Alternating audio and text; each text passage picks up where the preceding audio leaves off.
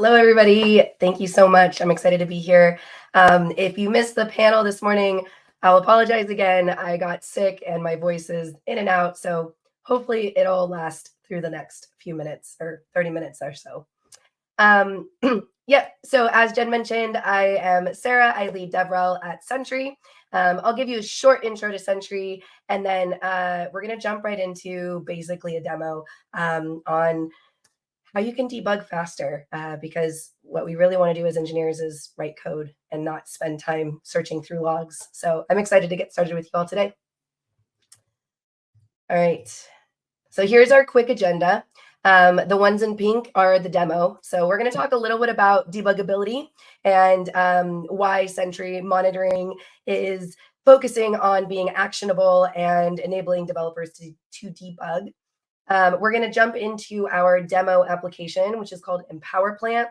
We're going to identify something that's broken. We're going to try to figure out what's going on. We're going to trace the issues throughout the code. And then I'm going to give you a quick overview of all of the ways that Sentry helps you as a developer get back to building. Okay. So as I mentioned, Sentry is an application monitoring tool. We monitor errors and performance issues. And I don't know. I don't love the word monitoring. I don't love the word observability. And that's because to me, those are fairly passive words. They kind of imply like watching. And that's not necessarily something I want to be doing. I want the tool to watch, but I want to take action as quickly as possible if and when an error arises. I mean, not in my applications. I write perfect code, but in the other ones that I contribute to. Jokes aside, our tools have data. Our tools have context. Our tools know how many users are being affected. They know on what browsers or on what devices. They know which version of our applications are seeing these issues. And why do we have to go search out that information when our tools like Sentry can just provide them to us and help us take that next step to get out of those tools and get back to building the new features? So at Sentry, we really focus on providing the context that you need at the right time for any mission critical parts of your application. Now, of course, there's other data and context that may not be mission critical in that moment, that we still provide, and you can certainly spend days if you want just exploring your Sentry dashboard and really finding every single thing that you could possibly optimize in your application. But we don't often have the time to do that. So we really do try to focus on making sure that you get the right context at the right moment for those mission critical parts. Again, we want to focus developers on the high priority issues. So what is the right context? The right context is on the right issues. And we try to make sure that you know what should be a priority in fixing your application and what maybe could be something that you review in the next cycle, or something that you aren't as concerned about because it's not one of your critical paths for your customers. And finally, we really do want to focus on being able to trace your issues throughout all of your services and code. So we make it really easy for Sentry to be installed on your front end, on your back end, on your mobile apps. And we make it really easy for you to follow issues all the way from a user reporting something that's just broken and you don't even know what they're talking about, all the way through to the back end, let's say a database error. And we're going to show you that today. So again, monitoring errors, performance, being able to provide that context, get back to coding as quickly as possible, and trace those issues all the way through your code. Okay, so let's jump straight into the demo because that's, to me, the more interesting bit. Okay, so we're going to jump over to Empower Plant. This is our wonderful Empower Plant demo application where we sell plants. Obviously, we don't actually sell plants. This is just a demo app, but we're going to kind of explore this. I'm going to go ahead and hide that. We're going to explore this application and see if there's anything that's wrong. So right now I'm putting on my user hat. I'm not a developer. I don't build this app. I'm just a user who really, really, really loves plants. Okay, so first I'm going to go ahead and browse some products. This is really annoying. Why is this taking? Okay, that took a little long. I don't like that. I don't love that as a user, right? I mean, I like that there was a little animation there telling me that it was loading. At least it wasn't just blank, but don't love that. All right, so we've got some really interesting plants here. You know what? This one right here, this plant stroller. Oh my gosh, I love this. Um, I think I want to buy one for every member of my family because I just want our plants to be walking around the house. I want to send my plant over to my daughter's room. I love all these. So I'm going to buy $1,000 worth of these plant strollers. I'm super excited by this product. That slowed down at the beginning. Okay, that was a little annoying, but so far so good. It seems pretty fast. So let's go ahead and try to buy these plants. I'm plant lover at gardening.com. My name is Jane for these purposes, and I'm going to go ahead and buy it. Come on. I said I want it. You know what? I guess I'm not going to buy it, right? That's an experience that a lot of customers face. Hopefully you have this little reported bug. You know what? I am so angry because I really wanted to buy this, but I can't. And so it was already slow. Now I can't buy my $1,000 worth of plants. You know what? I'm going to go ahead and report this. Hi, I'm Jane. That's my email. And you know what? This website was slow, but I still wanted to buy, and I can't. I'm mad. These are the kind of bug reports that you might get. Not super helpful in terms of the, that one is not part of my demo. Let's try this. Wait, did that work? Uh-oh, that was not part of my demo. Let me just go ahead and cancel this. Let me refresh. Let me go refresh that. And you know what? You know what I'm going to do? I'm going to go ahead and show this. And we're going to go. I'm just going to go back a few ways. I'm going to just make sure that this is working properly. I don't know why that broke. We're going to try this again, though. We're going to refresh this page, and we're going to try this. We're going to see that slowdown happen. All right, slow, slow, slow, and still very slow. Oh my gosh, this is so slow. Now I'm worried there's something actually wrong. You know what I'm going to do? I'm going to go ahead and I'm just going to open up because I think this was my fault. I decided that instead of doing this on my normal Chrome, that I would try to be fancy today in the middle of a demo and try Arc for the very first time, which is probably never a good idea. I'm just saying, you know, just don't. Why would I do that? I don't know. Thought it'd be fun. All right, we're going to try this again. We're going to browse this. It's going to be slow, a little bit faster though, at least. We're going to buy a bunch of these. Click here, proceed to checkout, submit. Oh, not working. Okay, report a bug. Jane, I want plants. This is slow and broken. Perfect. Send bug report. Okay, we're good. Guess I did not give the proper offering to the demo gods. So that is a common experience, though. And there were two things that were wrong, right? One was that we had a very slow loading up our products page. That was not good. But the most important thing, the mission critical thing that was wrong was my customer can't buy, right? That is the mission critical issue. So we see that we've got some problems here. Now we're going to put on our developer hat. And I'm sitting in Slack, as us developers do.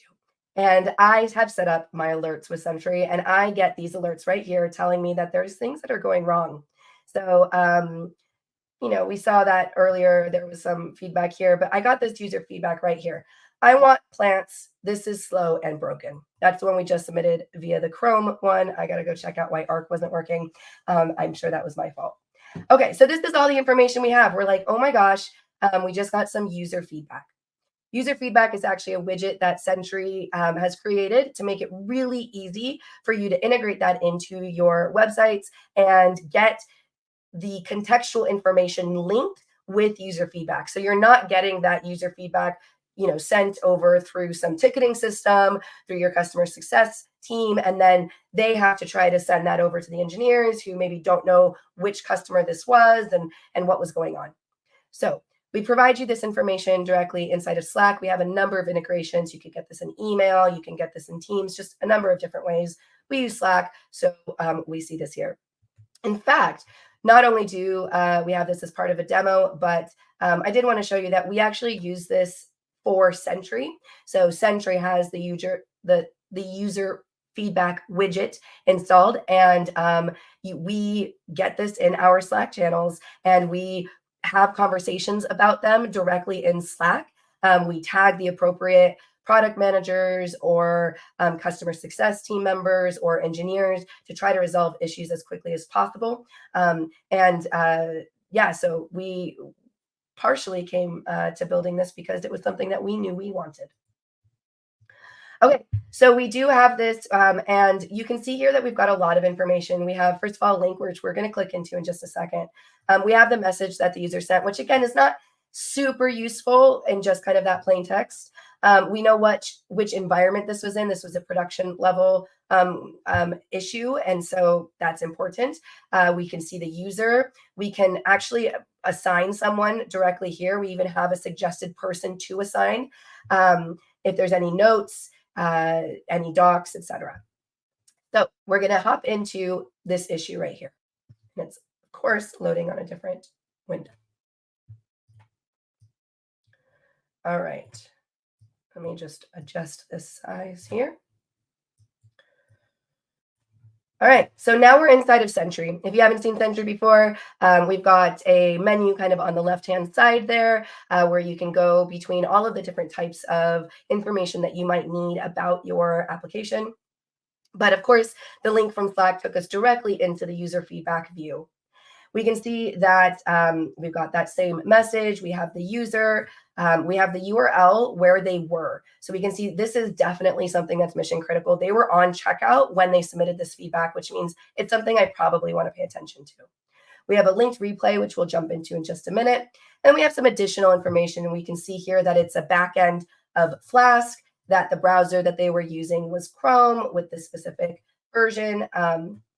And we can have some internal activity where your team members can have a conversation about this issue to decide whether or not this is something that one person will respond to or look into, so you don't have kind of duplicate efforts. Okay, but we're going to jump right into this see full replay. Session replay is a video-like reproduction of what is happening in your user's browser when the errors occur. This is not just associated with user feedback.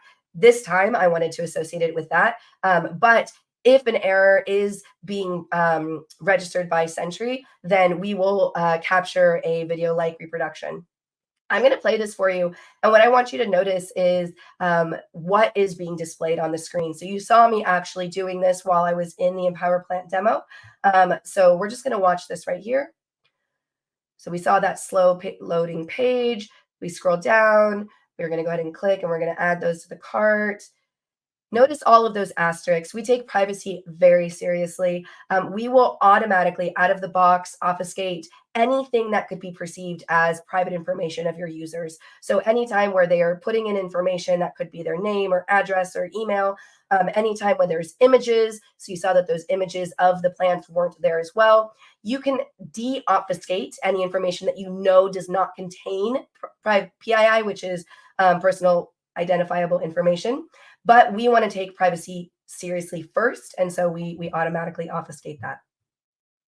Another thing that you might notice is way down here, we've got this timeline, and we have these little bubbles here. So not only are you able to view what was going on, but at that moment, when a user does do something like click, and when your application does something like navigate, we will show that in these kind of bubbles that pop up on the timeline.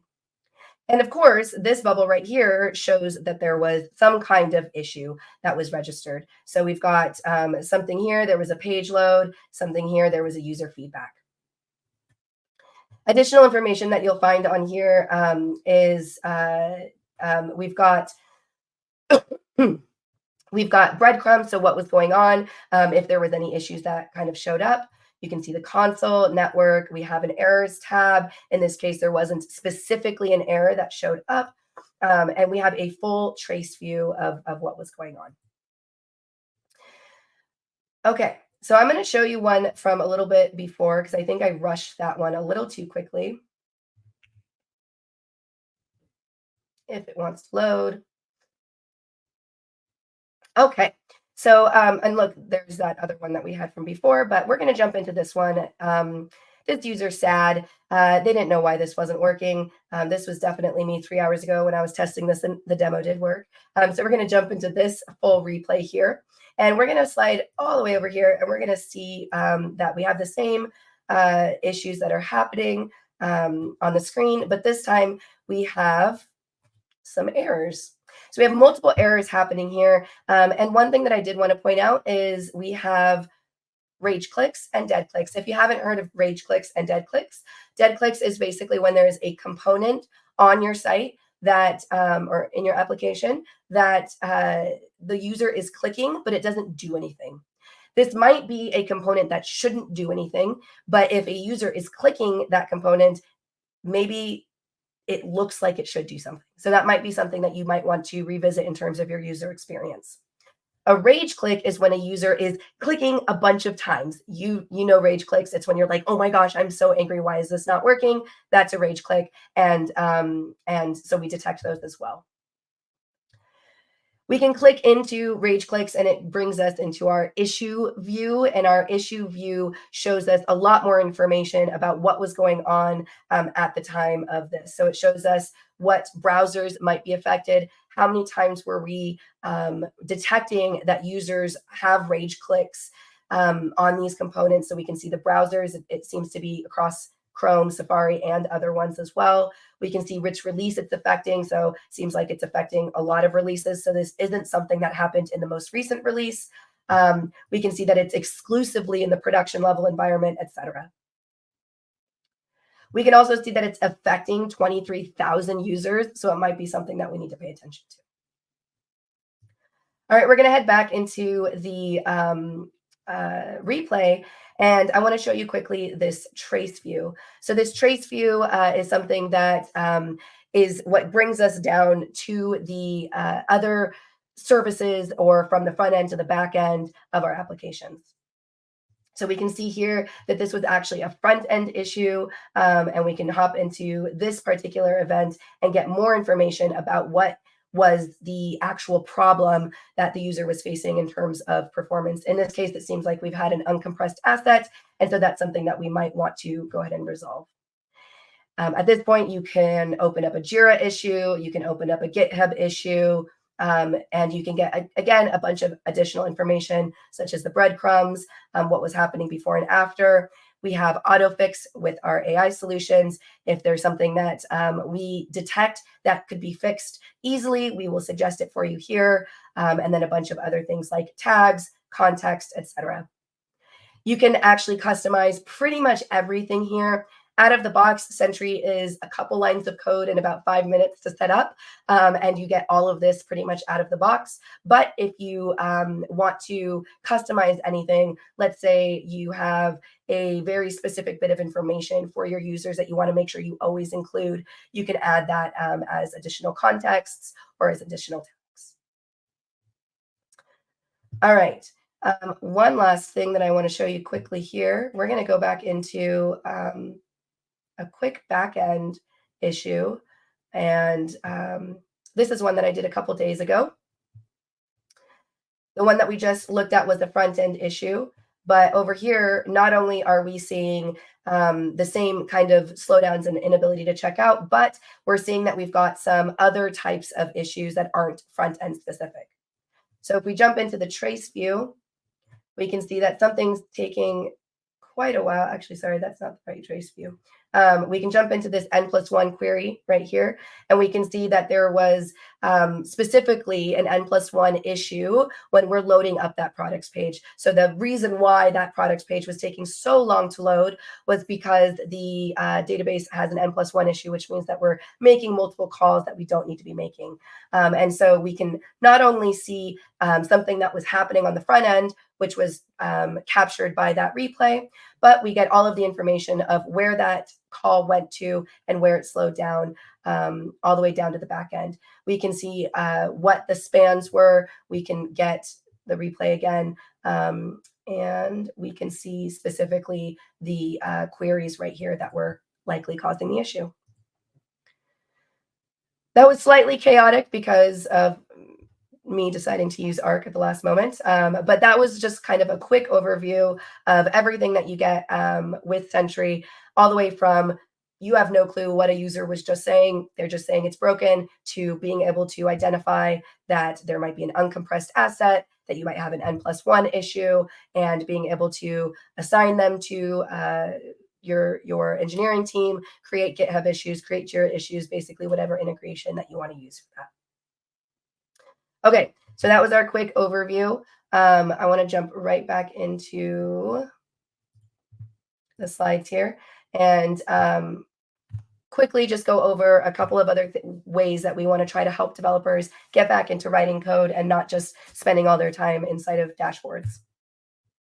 So I mentioned our tracing support. Our trace view offers that unified view of everything happening all the way from the front end down to that back end. So you can see that there was, a navigation to the products page that made a call back to your server, which made a call to your database, which caused maybe an N+1 issue, and we'll highlight that with the red and the flames and all that kind of stuff.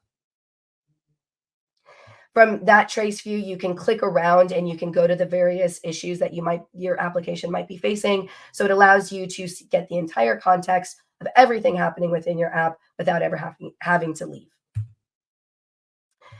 There were two things that I really focused on at the beginning of this, which was our session replay and our user feedback. This is our solution to bringing you closer to your users without having to schedule a million user calls or literally just kind of be looking over their shoulder. So with session replay and user feedback, you really get that really rich context of exactly what your users are experiencing, either from the way that they describe it or from what was happening on their screen, and really understand what the problem might be. There was a really interesting blog post by Wes, who I think it was Wes or Scott, on the Syntax team, the Syntax podcast, where they identified an issue because session replay, they were able to see what the actual issue was, even though the errors that they were seeing didn't align necessarily with what they thought that the issue was. So being able to actually see what your users are experiencing is critical. We also are leveraging AI in multiple ways. I called out on the issue view page the ability to do some auto fixing. So sometimes we will suggest auto fixes to issues that you're facing if that's something that we're confident about. And we also recently, just last month, launched our Sentry Copilot extension, which allows you to bring a Sentry issue ID into your VS Code Copilot chat and ask for additional information, ask for a summary, and the auto fix, you can actually ask for it right there. So you never even have to leave your VS Code and Slack environment. You can see the issue in Slack, get notified about it, copy that over to your VS Code chat, and ask it to help you focus on how to fix it. Okay, that was a quick whirlwind into Sentry. And if you want to try Sentry, we're giving 3 months free with the code FENation2024. You just go to bit.ly/get Sentry Frontend Nation. And we've had a lot of recent blogs that I think might be really interesting for you. Someone on my team, Lazar, has recently published one on optimizing for images or optimizing images for performance. Another team member, Salma, has recently published one on how to optimize your personal website performance. We had a great one from one of our partners at the Morning Maker show yesterday on his experiences with trying out Sentry for the very first time as an indie developer, so being a kind of sole person running multiple applications. And then today we just announced that user feedback widget that I showed you. We also have auto spam detection, because we don't want you being spammed constantly with people just like yelling at you when it's not actually useful. So auto spam detection, as well as users being able to provide screenshots of what they're seeing when they're submitting that user feedback. So be sure to check out our blog, bit.ly/SentryBlog Frontend Nation for more. And if you want to follow me on any of the social platforms, I'm Dr. Guthals. That's what I have. So I think we might have some time for questions. Splendid. Thank you. All right. So there are a few questions. Number one, how can development teams prioritize issues more effectively to ensure critical bugs are fixed promptly? That is a great question. Let me exit out of here and bring this one back up. So there's many ways that you can do that. I think it somewhat depends on what you find to be critical. One way that you can do it is kind of like the number of users that are being affected. Another way you can do it is by the number of errors that are happening. And then you can change these priorities as you want. So we can see here that this one was a high priority issue, and likely because it is not only affecting a lot of users, 13,000, but we can see that it's escalating. So more and more users are facing this issue. So Sentry will automatically assign some of those, but then you can fine tune them as you want. You can also set up your alerts such that if there's something where a critical user, let's say, like I think Disney is one of a Sentry's users. So if we're getting errors coming from that project, we want to like make sure that they're like not facing those issues. So maybe we will alert certain team members or certain Slack channels of that immediately. So there's a number of ways through either alerts or through the different tagging or contextual information that you get within the dashboards. Thank you. All right. Can you discuss any proactive measures that can be taken to prevent common bugs from occurring in the first place? That's a great question. I mean, shameless plug, install Sentry right from the beginning, because we're never going to be able to avoid bugs completely, right? Mainly because any environment that you're building in is not going to be the exclusive environment that all of your users are facing, right? You might be building on a really high-end device with really great internet using Chrome, and then your users are using Arc, right? I think having an actionable contextual monitoring tool like Sentry is one of the best ways, because rather than specifically avoiding bugs, what you're doing is being able to capture those bugs as quickly as possible, so you avoid those like really loud like Twitter storms of people being angry. Additionally, Sentry acquired CodeCov, I think a year ago. Now it's been quite a while. CodeCov is a code coverage application or tool that allows you to make sure that all of your code is fully tested, fully covered by tests. And so highly recommend checking that out. And then again, on our blog, we have some tips for reducing performance issues, which aren't technically bugs, but I would consider them bugs because from the user's perspective, if a button is not clicking because of an error in your code, or it's not clicking just because there's an N+1 issue or something, it doesn't really matter to them. It's just not working. So making sure that you optimize for things. And on our blog, we have a lot of different tips for how to do that. Very cool. Thank you. And a couple more. Can you share a case study or example where implementing these strategies significantly improved the debugging process? Yes, that's a great question. So we actually have a number of incredible case studies that I would encourage you to explore. So first of all, you can head over to Sentry.io/customers, and we go pretty in depth technically on kind of how folks like what they were dealing with, and what parts of the platform or the tool really helped them resolve those issues quickly. And then again, that blog post that I was just mentioning by our friend over at the Morning Maker Show, Dan, he outlined very clearly exactly a very specific bug that he was facing that I think I just loved this whole process. This was kind of a surprise that he wrote for us, or wrote for himself, and then asked if we could publish it. And so I would encourage you to go check this one out in particular, because there's a very specific bug that reduced his debugging from days to literally like 5 minutes. It was amazing. Amazing. So yeah, check those out. Great, thank you. And is there a free tier of Sentry that could be used in a nonprofit projects, maybe where there are dashboard and or backend services self-hosted? Definitely. We've got, so first of all, Sentry is completely open source. So if you want to self-host everything, just head over to our GitHub and you can.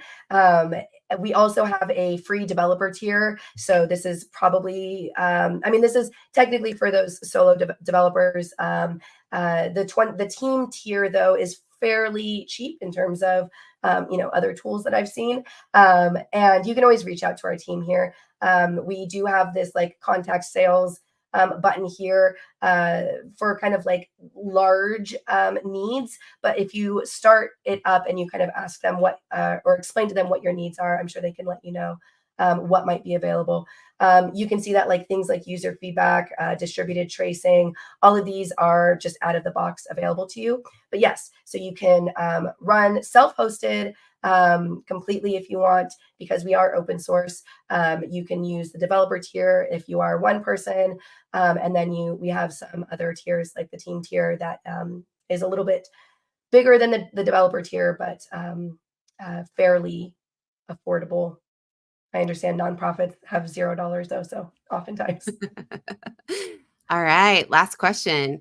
Can we get an official SDK for Next, including Nitro? Good question. Anytime you want anything, the best thing to do is head over to the specific repositories on GitHub. So you can go to the Sentry JavaScript repo if you want, and I believe that there's discussions. Yeah, tons of discussions here. So if there isn't already one that is talking about that, there we go, Sentry SDK for Next. There's already an issue for that. So you can +1 this, you can talk to the team about it, and you can see where they are on providing that support. We are very active on all of our open source repositories. You can also head into our Discord, which you can get to from any of our like websites. But our Discord, you can also ask questions there. But contributing to this Sentry SDK for Next issue or discussion on GitHub is probably the best way to be heard on that. And we got one more that came in of, is there any mechanism to manage ANDs to solve issues on time? Yes. Where did that one go? We like just had a blog post about that. Oh wait, I think it was earlier. Yes, it was right. Where did it go? Anyways, I can't find it right this second. But yeah, I would just head over to our blog, because I'm pretty sure there was a blog post very recently about that. And otherwise, please head to the Discord, and we're happy to. We've got like an actual question one there, and then we have like a chat that we can chat with you on. Very cool. Thank you so much for your time today, Sarah. Thank you all. I really appreciate it.